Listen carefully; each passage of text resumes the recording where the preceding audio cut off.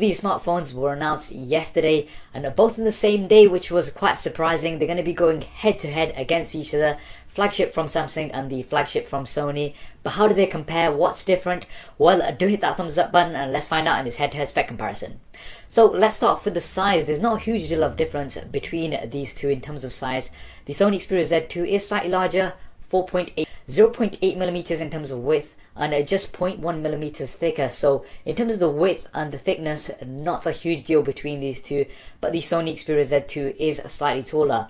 Now it's taller because it does have a larger screen as well, so you've got a 5.2 inch screen versus a 5.1 inch screen on the Samsung Galaxy S5.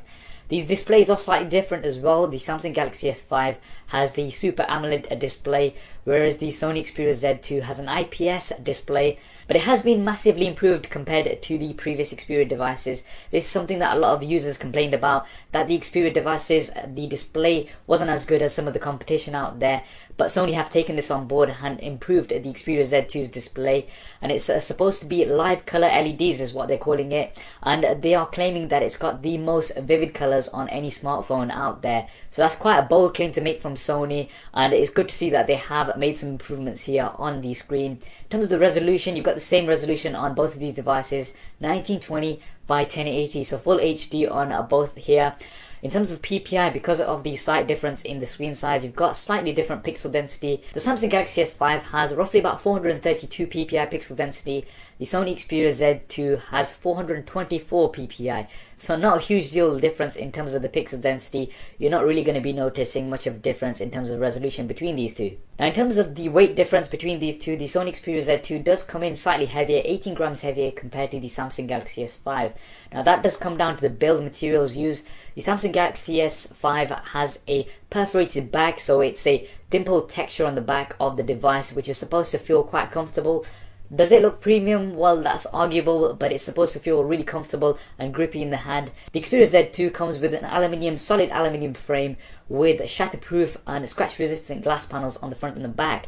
So in terms of a premium build, the Xperia Z2 does definitely get the advantage here. It does look and feel more premium, so if premium smartphones are your thing, then I'm sure the Xperia Z2 will be a little bit more appealing. Both of these devices are water and dust resistant, IP67 certified on the Samsung Galaxy S5. On the Xperia Z2, you've got IP58 certified. Now Sony have been doing this quite a bit on their recent smartphones and tablet lineup as well, having water and dust resistant features. Samsung have just incorporated this into their flagship. Now in terms of the internals, both of these are running a Snapdragon 801 processor, different clock speeds. The Sony Xperia Z2 has a 2.3 GHz quad-core processor, whereas the Samsung Galaxy S5 has a 2.5 GHz quad-core processor. So a slight difference in clock speed, nothing major here. So both of these are going to be super fast, and no doubt about that. The Samsung Galaxy S5 will also be coming in an octa-core version. There's not a huge deal of details about the octa-core version as yet, but the main version will be the quad-core 2.5 GHz version. In terms of the RAM, the Samsung Galaxy S5 has 2 GB of RAM, whereas the Sony Xperia Z2 has 3 GB of RAM. So they have upped the gigabytes of RAM on the Xperia Z2.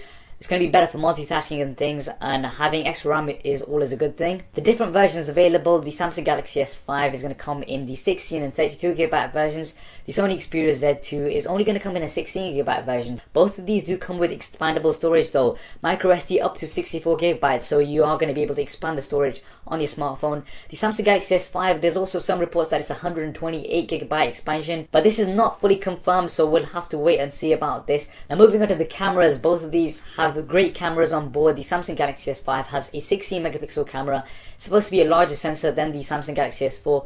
The Sony Xperia Z2 comes with a 20.7 megapixel camera. So you've got a very high megapixel count on the Sony Xperia Z2, and the sensor size is similar to compact cameras as well. The exact sensor size of the Samsung Galaxy S5 they've not specified, but it is larger than the S4. We'll have to put these side by side to test them out. In terms of the different features that these cameras offer, the Samsung Galaxy S5 does have fast autofocus. Now this uses contrast and phase detection similar to what DSLRs use, and Samsung is saying 0.3 seconds it takes to focus, which is super fast. And it also comes with a selective focus feature, which you can use to blur out the background on images later on to make them look a little bit more like they've been taken in a DSLR.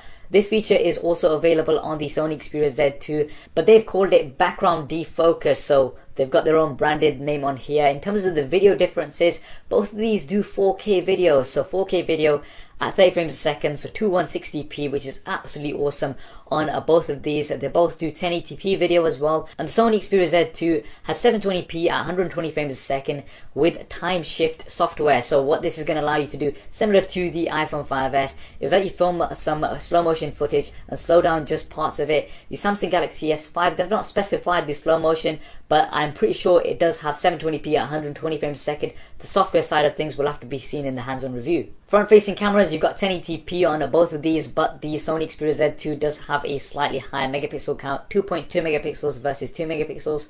Not a huge deal of difference between these two. And moving on to some of the additional features that both of these devices offer, you've got USB 3 on the Samsung Galaxy S5 compared to USB 2 on the Sony Xperia Z2. Now USB 3 is going to allow faster data transfer speeds with your machine, and it's also going to allow faster charging when you've connected your smartphone to the computer. You've also got an IR blaster on the Samsung Galaxy S5, Wi-Fi MIMO technology, so that's super fast Wi-Fi. And you've also got a fingerprint scanner, so on the home button you can swipe your finger to unlock the device and also make payments and things. Samsung have integrated this with PayPal as well, so you're going to be able to make purchases, which is great. And you've also got a built-in heart rate monitor on the Samsung Galaxy S5. Now this is a first on any smartphone. You can simply put your finger onto the back of the device, just under the camera as a sensor, and that's going to measure your heart rate, and you're going to be able to use it with lots of health apps. The Sony Xperia Z1 has a little bit more concentration on the sound. You've got stereo speakers, so in terms of the sound they should be a lot better. Samsung Galaxy S5 still has the speaker at the back of the device, even though you're going to be looking at the front of the device, so this is a good improvement on the Sony Xperia Z2. And it also comes with Sony's own headphones out of the box, which are definitely better and more in value compared to the standard headphones that you usually get on smartphones. Now the operating systems, both of these are going to be running Android KitKat 4.4.2, so the latest version of Android coming straight out of the box, but they've both got their own skins. So Samsung has TouchWiz and Sony has their own UI. Now this is going to come down to personal preference, which interface you prefer. In terms of the batteries, you've got a 3200 mAh battery on the Sony Xperia Z2. On the Samsung Galaxy S5 you've got 2800 mAh battery.